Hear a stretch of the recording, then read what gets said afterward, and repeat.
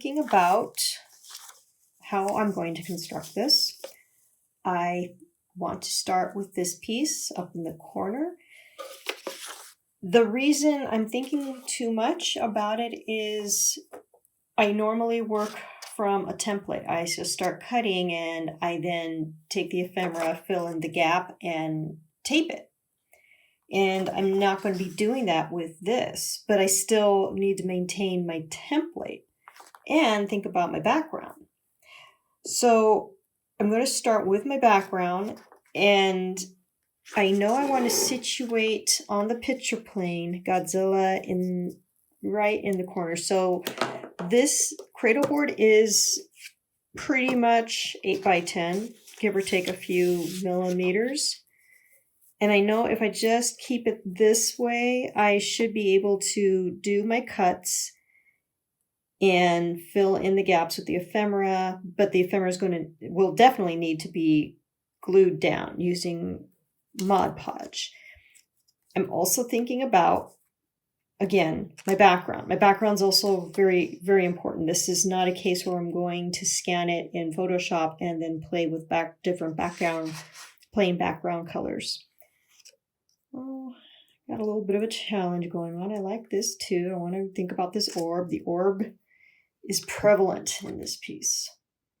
So let me go get my glue.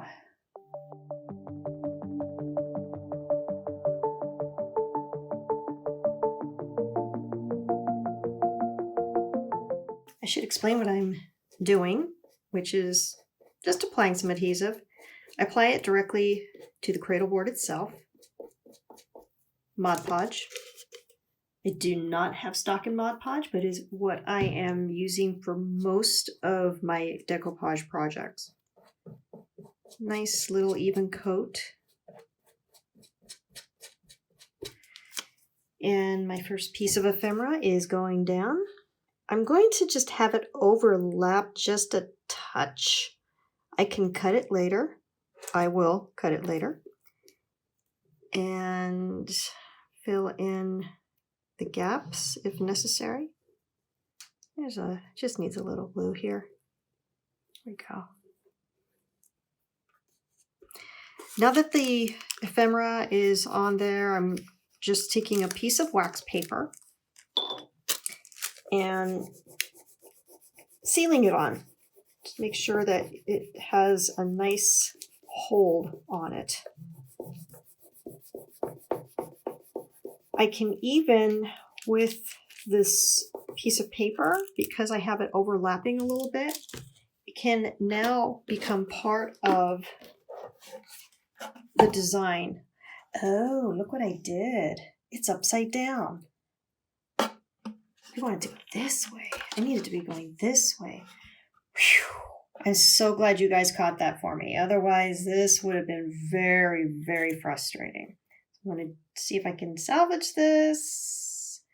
Another good reason why you want to choose a lot of ephemera.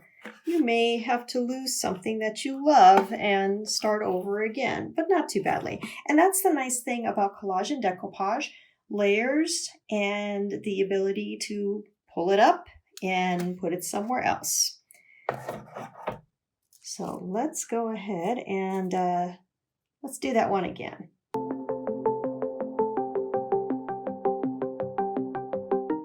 We have the first piece attached, and we can fold it over if we want it to become part of the side design as well. What I'm going to do is take my trusty X-Acto, and I'm going to make just some really minor cuts so I can have it wrap around nice and neat. Just a diagonal cut. I'm going to go ahead and bend it to make sure it will work, and it should.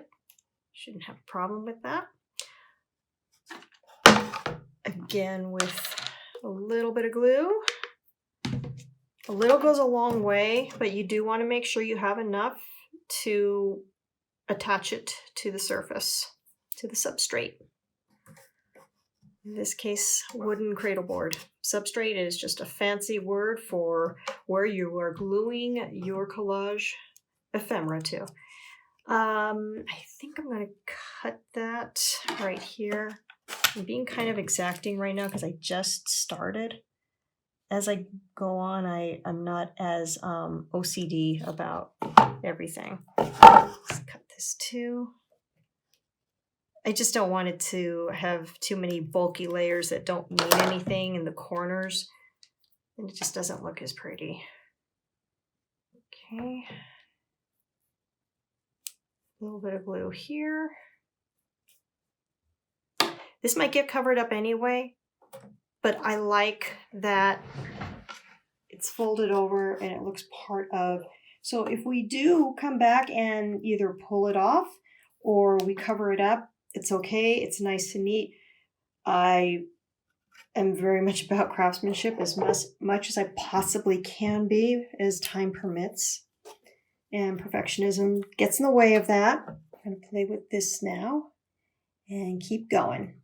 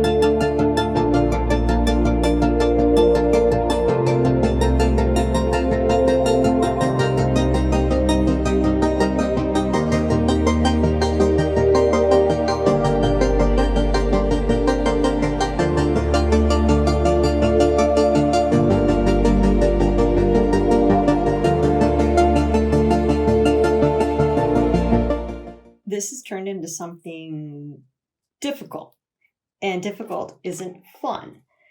So I am actually going to take the approach of the collages I'm used to doing and not worry about how exact it's going to be. I'm going to create this collage the way I normally do. Cutting out the pieces, adhering them to the back, and then cutting out the final image. I will have to use tape, but maybe not that much. And when I adhere it to this cradle board, we'll see what happens. Or I'll just start over again. That's always an option too. So I'm going to get back to Godzilla and we're going to be doing it the old-fashioned way and see what we come up with.